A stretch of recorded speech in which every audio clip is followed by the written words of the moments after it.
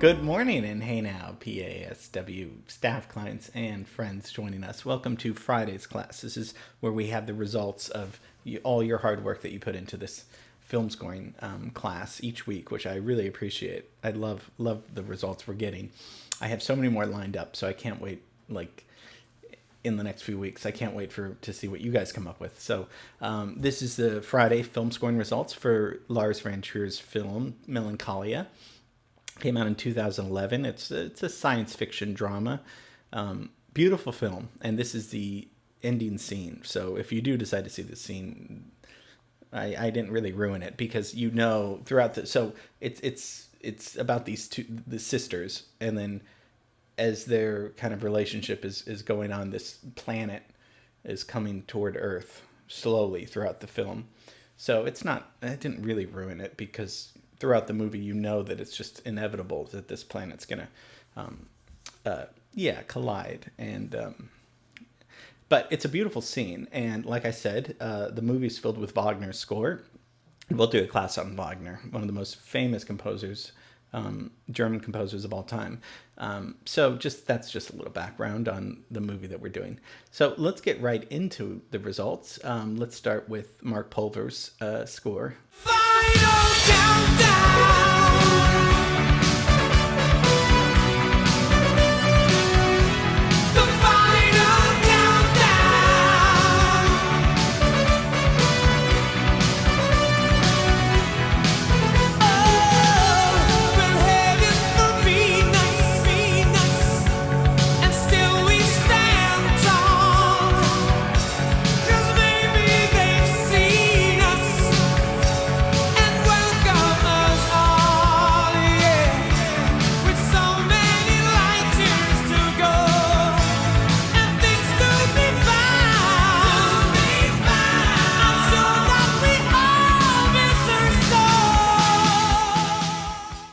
Mark, I love that. So that's the Final Countdown by the Swedish rock group Europe.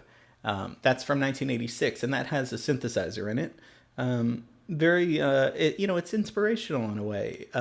I do like I love the message. I love that you took that literally. That's very cool because it is a countdown, right? I never knew that song. Very fun song. Great work, Mark. You always get it to me right away, and I really appreciate that. But yeah, I think the song works really well for that. Okay, let's go on to Matthew Payne's.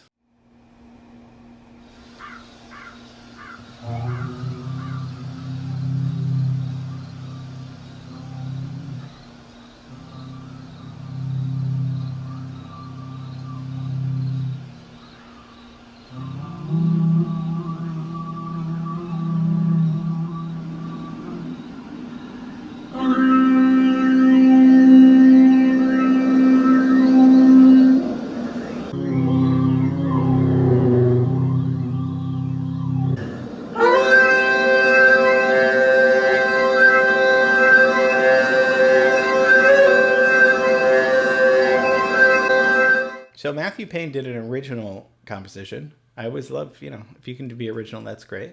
And that's his voice. And he recorded this using in kind of looping and these kind of voice sounds through this karaoke machine, he said. And Matthew, I love the originality of it. It's also all of a sudden from Mark Pulver's to Matthew's looks like a different movie already. Mark Pulver's is kind of inspirational. Matthew Payne's is now we're in kind of dark sci-fi land where it's creepy. It's kind of Kubrick-like with like kind of these drones, drone sounding. It's mysterious. It's scary. I love that you had the tension building toward the end. So great job, Matthew. All right, now we'll go into Lanzarote record.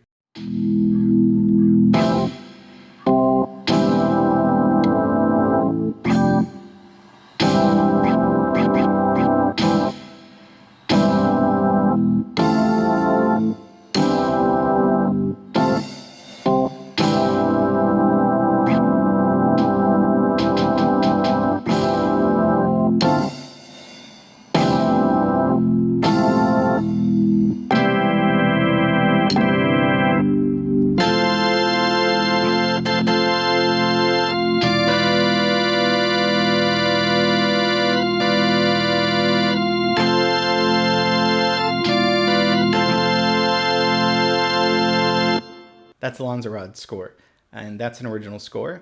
And I love it. He's using his keyboard and synthesizer, and there's that keyboard slash organ sound, and with the record scratching too. I like that touch.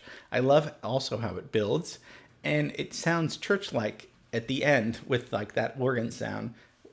Just the last few seconds of that church-like in a way that's like it sounds like supernatural and going into this other dimension or universe. I love the creativity, Lanzarote, and I love that. And it you scored it, and yeah, the same with Matthew, where your original score was perfectly in line with the clip that I gave you. So that shows that you really studied it, and you know how long to take and the timing of it. All these things that a film composer does. So proud of you. Great job. I mean, we're having fun, right? I think this is terrific. Okay, let's go on to Sarah Wright's original choice.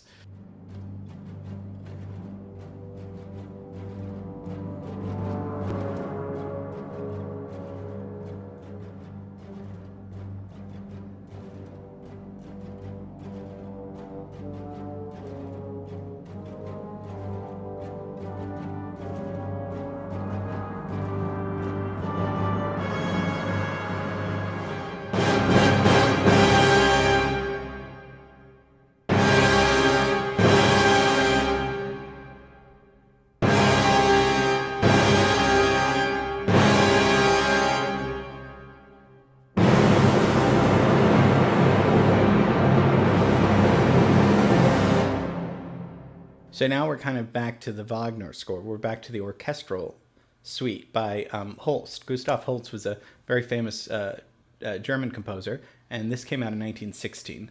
So, this is the planets, and he did these 7 movements of each movement was a different planet, and so this was great.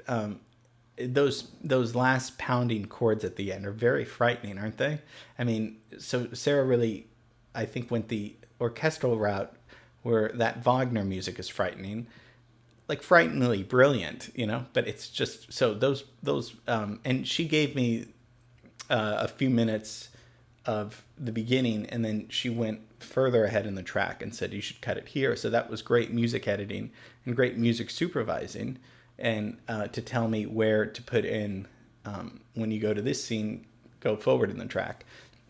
So again, she really studied where the music should go and placement, and it's brilliant placement, because when I put those last chords in at the end, I was almost terrified, because I was like, oh my, it's so cool. Like, I've never seen this scene, obviously, with this music.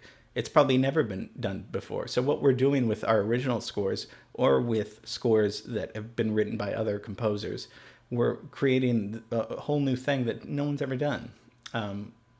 And so that's why I think this is so fun. So Sarah, great work. Okay, next is our boss and friend, John Paizes.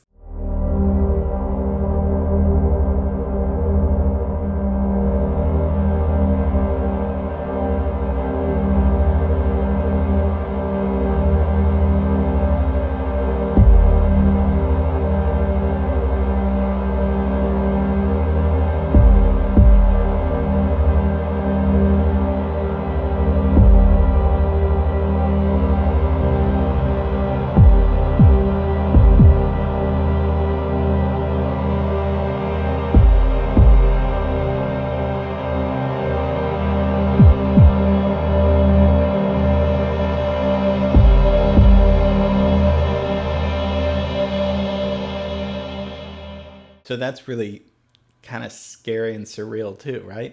That's that we're hearing drones, and we're hearing a Moog synthesizer, and the Moog was it debuted in 1964 by Robert Moog, and he named the synthesizer after his name, and it's very famous. But that's just a little background. I love the beats, they're like heartbeats, perhaps. I think that's really cool. We're in the science fiction a little bit realm, so like electronic science fiction realm. So nothing like Wagner or Holst, but it works. The score completely works.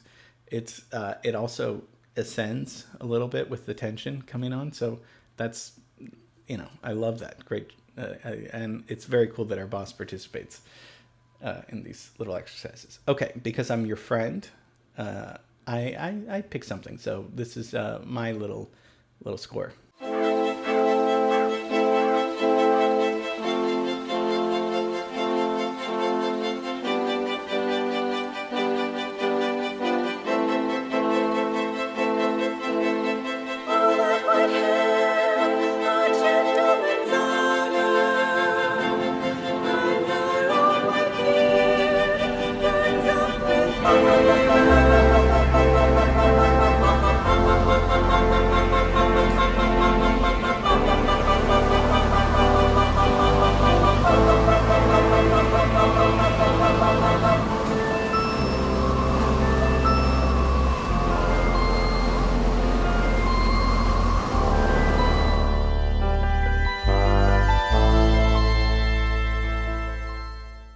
So that's a Philip Glass piece. So it just, that kind of came to mind. It doesn't really sound like the end of a movie. It sounds like in the middle of a movie. It's operatic because the voices are singing. It's a little bit, it's classical, but also has kind of a pop sensibility. And that's what Philip Glass's music is. It's kind of classical with a pop feel to it. I don't know. I like the imagery of it, and I love how it sounds, with the horns and the strings and the voices. It sounds very, kind of old, like, 17th, 18th century, but definitely modernized with the voices. So I just, instead of the end of the movie, I just kind of, it gave me a mood. And the same with you guys. You guys, all of these 6 different pieces present different moods. So it doesn't have to necessarily be the end of the movie. It could just be a mood that we feel throughout the movie, or throughout the scene, rather. It's great work. I love that we're doing this. You guys are so great and so thoughtful and so talented for putting in the time with this. And I think it's fun. So we have another one on Monday, another assignment. And so I hope you have a great weekend. I miss you guys, and I love you guys. So thanks for all the great work. Okay, see you Monday.